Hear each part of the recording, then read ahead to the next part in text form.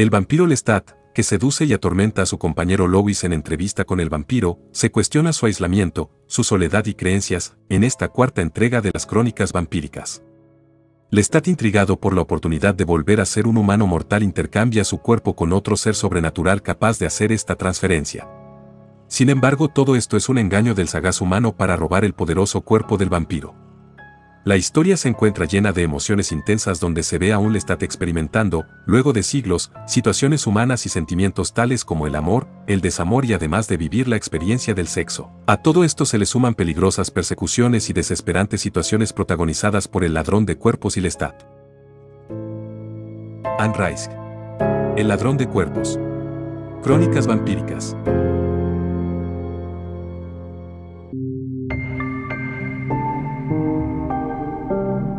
Prólogo. Habla el vampiro Lestat. Tengo una historia para contarle acerca de algo que me sucedió. Todo comenzó en Miami, en el año 1990, y sinceramente desearía iniciar el relato allí. Pero es importante que mencione los sueños que había tenido con anterioridad, ya que juegan un papel importante en la narración. Me refiero a las veces que soñé con una niña vampiro de mente adulta y rostro angelical, y a otra oportunidad en que soñé con David Talbot, mi amigo humano. Pero también soñé con mi niñez de mortal transcurrida en Francia, con nieves invernales, con el ruinoso y umbrío castillo que tenía mi padre en Auvernia, con el día en que salí a cazar una manada de lobos que merodeaba por nuestra pobre aldea. Los sueños pueden ser tan reales como los acontecimientos mismos, o al menos eso me pareció después. Además, cuando empezaron los sueños tenía yo un estado de ánimo melancólico, pues era un vampiro vagabundo que deambulaba por la tierra. A veces iba tan cubierto de polvo, que nadie reparaba en mí. ¿De qué me servía tener una espesa cabellera rubia, ojos azules de mirada intensa, ropas llamativas, una sonrisa irresistible y un cuerpo bien proporcionado, de 1,85 m de altura que, pese a sus 200 años, podía pasar por el de un mortal de 20? No obstante, yo seguía siendo un hombre de la razón, un hijo del siglo XVIII, siglo en el que realmente viví antes de nacer a las tinieblas. Pero en las postrimerías de la década de 1980 estaba muy cambiado. Ya no era aquel bisoño y elegante vampiro que fui alguna vez, tan afecto a la clásica capa negra y los encajes de Bruselas, aquel caballero de bastón y guantes blancos que danzaba bajo el farol de gas. Me había transformado en una especie de dios misterioso gracias al sufrimiento, al triunfo y a un exceso de sangre de nuestros antepasados vampiros. Poseía facultades que me dejaban perplejo y a veces hasta me asustaban. Esos dones me ponían triste, aunque no siempre sabía por qué. Por ejemplo, podía levantar una silla en el aire a voluntad y hacer que se desplazara a grandes distancias, mecida por los vientos nocturnos como si fuera un espíritu. Podía producir o destruir materia mediante el poder de mi mente. Podía encender fuego con solo desearlo. También podía llamar con mi voz preternatural a los inmortales de otros países y continentes y, sin el menor esfuerzo, leer la mente de vampiros y humanos por igual. Qué bueno, podrá usted decir. Yo lo aborrecía. Sufría sin lugar a dudas, por mis antiguas personalidades, el muchacho mortal, el fantasma recién nacido que en una época se propuso tener talento para la maldad. Compréndanme, no soy un pragmático. Tengo una conciencia perspicaz y despiadada.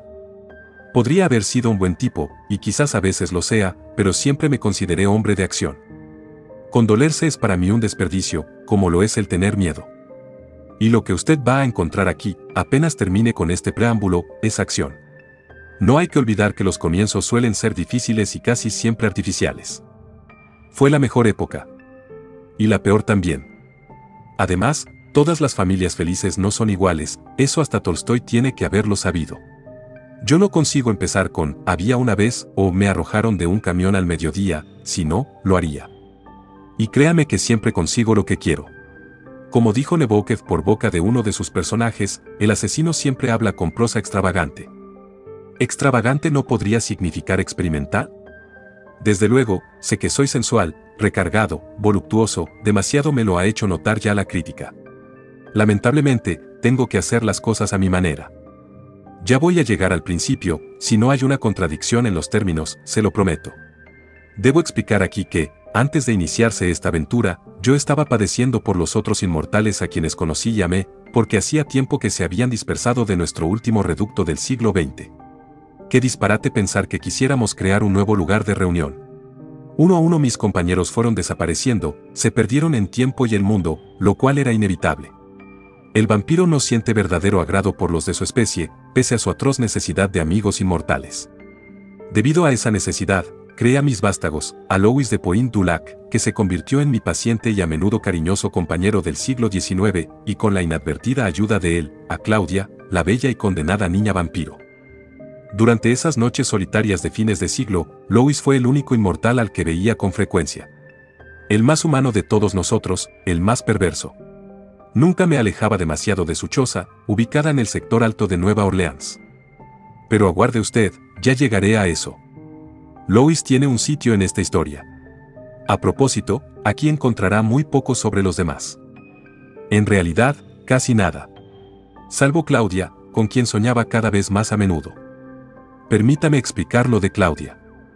Ella había muerto hacía más de un siglo, pero yo sentía su presencia en todo momento, como si la hubiera tenido cerca. Corría el año 1794 cuando convertí a la huerfanita moribunda en una suculenta vampira, y pasaron 60 años antes de que se rebelara contra mí. Te meteré en el ataúd para siempre, padre. En ese entonces yo dormía en un cajón, sí.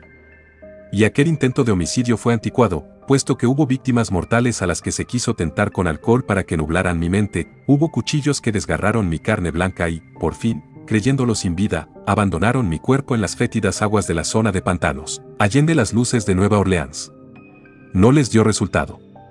Existen muy pocos métodos eficaces para matar a los que no mueren. El sol, el fuego. Para matarlos, hay que proponerse la extinción total.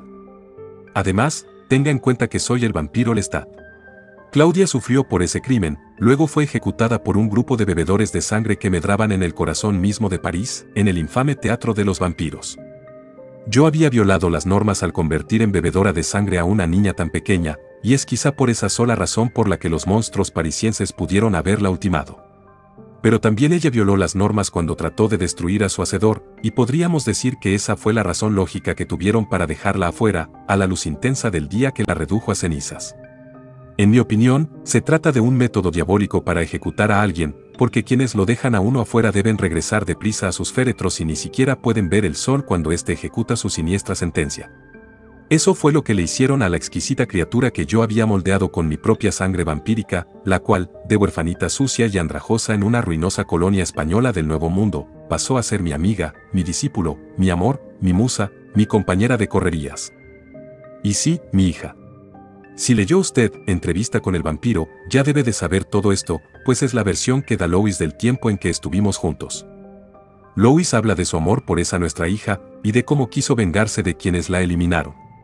Si leyó usted mis libros autobiográficos, El vampiro Lestat y La reina de los condenados, ya sabe también todo lo que concierne a mí mismo. Conoce nuestra historia, sabe que nacimos hace miles de años y que nos propagamos entregando nuestra sangre misteriosa a los mortales, cuando deseamos arrastrarlos con nosotros por el camino del diablo. Pero no es necesario haber leído aquellas obras para comprender esta. Tampoco hallará aquí los miles de personajes que poblaban La reina de los condenados. Ni por un momento la civilización occidental se va a tambalear.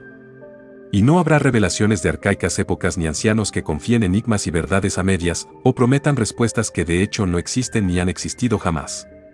No, todo eso ya lo hice antes. Esta es una historia contemporánea. No se confunda, es un volumen de las crónicas de vampiros, pero el primero realmente moderno pues acepta el horroroso absurdo de la existencia desde su comienzo y nos introduce en la mente y el corazón de su héroe, adivine quién es, para ver lo que allí descubre. Lea este relato, y a medida que vuelva a las páginas yo le iré brindando todo lo que necesite saber sobre nosotros. A propósito, son muchas las cosas que suceden. Como ya he dicho, soy hombre de acción, el James Bond de los vampiros, por así decir, llamado también por diversos inmortales. Príncipe rapaz, criatura maldita, monstruo. Los demás inmortales aún existen, desde luego, Maret y Mecare, los mayores de todos, Caimán, de la primera carnada, Eric, Santino, Pandora y otros, a quienes denominamos los hijos de los milenios. También está Armand, el simpático muchacho de 500 años de edad que en una época dirigía el Teatro de los Vampiros y, antes de eso, una cueva de chupadores de sangre adoradores del diablo que vivían bajo el cementerio de París, Les Innocents. Espero que Armand exista siempre. Y Gabriel, mi madre mortal e hija inmortal que sin duda se presentará una de estas noches, quizás antes de que transcurran otros 1000 años, si tengo suerte. En cuanto a Marius, Mi viejo maestro y mentor, el que conservaba los secretos históricos de nuestra tribu, sigue estando y estará siempre con nosotros. Antes de empezar con este cuento, venía de vez en cuando a verme para implorarme que por favor terminara con mis impiadosos asesinatos, publicados invariablemente en los diarios de los humanos, que por favor dejara de molestar a David Talbot, mi amigo mortal, con tentaciones para que recibiera el don misterioso de nuestra sangre. ¿Es que no me daba cuenta de que no convenía crear más seres como nosotros? Normas, normas y más normas. Siempre terminan hablando de normas. Y a mí me gusta infringirlas, así como a los mortales les gusta arrojar las copas de cristal contra el frente de la chimenea después de un brindis. Pero basta ya de hablar de los demás, porque este libro es mío del principio al fin. Quiero explayarme sobre las pesadillas que me atormentaban durante mis vagabundeos. Con Claudia fue casi una obsesión. Todos los amaneceres, antes de abrir los ojos, la veía a mi lado, oía el murmullo imperioso de su voz. Y a veces me remontaba atrás en los siglos, hasta aquel pequeño hospital de colonia con sus hileras de camitas, donde la huérfana estaba muriendo. Y ahí estaba el viejo médico, tembloroso y de vientre abultado, levantando el cuerpecito de la niña. Y ese llanto. ¿Quién llora? Claudia no lloraba. Dormía cuando el doctor me la confió, creyendo que yo era su padre mortal. Y qué preciosa aparece en los sueños. ¿Era tan linda en aquel entonces? Por supuesto que sí. Arrebatándome de manos mortales como dos monstruos siniestros en una pesadilla de cuento infantil, o padres ciegos e indolentes. Una sola vez soñé con David Talbot. Soñé que David iba caminando por un bosque de mangles. No era el hombre de 74 años que se había hecho amigo mío, el bondadoso erudito que invariablemente rechazaba mi invitación a beber la sangre misteriosa y con intrépido ademán apoyaba su mano tibia, frágil, sobre mi pecho frío para demostrar el cariño y la confianza que nos teníamos. No, el que aparecía era el David Talbot joven, de años atrás, cuando su corazón no latía con tanta prisa. Sin embargo, corría peligro. Tiger, Tiger, Bumming Brick. ¿Es su voz la que murmura esas palabras, o acaso la mía? Y en la luz manchada se aproxima, sus rayas negras y anaranjadas semejantes a la luz y la sombra mismas, de modo que apenas se lo distingue. Veo su inmensa cabeza, lo suave que es su hocico blanco, erizados sus bigotes largos, delicados. Entonces miro sus ojos amarillos, apenas dos tajos llenos de impía crueldad. David, los colmillos. ¿No le ves los colmillos? Pero él es curioso como un niño, mira la enorme lengua rosada del tigre que se posa sobre su garganta y le toca la cadenita de oro que lleva al cuello. ¿El tigre se está comiendo la cadena? Por Dios, David. Los colmillos. ¿Por qué se me seca la voz? ¿Estoy allí, en el bosque de mangles? Vibra mi cuerpo cuando forcejeo para moverme. Mis labios cerrados dejan escapar callados gemidos que agobian hasta la última fibra de mi ser. Cuidado, David. Luego veo que él está con una rodilla apoyada en el suelo, veo el fusil largo y brillante contra su hombro. Y el gigantesco tigre aún se halla a metros de distancia, avanzando hacia él. Corre y corre hasta que el disparo lo detiene en seco, y se desploma al tiempo que el arma vuelve a disparar, sus ojos amarillos llenos de indignación, sus garras cruzadas cuando se clavan en la tierra blanda con el último suspiro. Me despierto. ¿Qué significa este sueño? ¿Que mi amigo mortal corre peligro? ¿O simplemente que su reloj biológico se ha detenido? A un hombre de 74 años la muerte puede acaecerle en cualquier instante. ¿Alguna vez pienso en David sin asociarlo con la idea de la muerte? David, ¿dónde estás? Tris, tras, tres, huelo la sangre de un inglés. Quiero que me pidas el don misterioso, le dije cuando lo conocí. Tal vez no te lo dé, pero quiero que me lo pidas. Nunca me lo pidió. Ahora lo amo. Lo vi poco después del sueño. Tuve que hacerlo. Pero no podía olvidar la pesadilla y quizá más de una vez vino a mi mente durante las horas de luz, en el sueño profundo de esas horas en que estoy frío como la piedra e indefenso bajo el manto literal de las tinieblas. Bueno, ya hablé de los sueños. Pero evoque usted una vez más la nieve invernal de Francia, por favor, nieve que se acumula en torno a los muros del castillo, piense en un muchacho joven, mortal, que duerme en su lecho de heno, a la luz de la lumbre, custodiado por sus perros de caza. Tal llegó a ser la imagen de la vida humana que perdí, más verdadera que cualquier recuerdo del teatro parisiense donde antes de la revolución yo era tan feliz trabajando de actor. Ahora, sí, estamos listos para comenzar. Le propongo que demos vuelta a la página.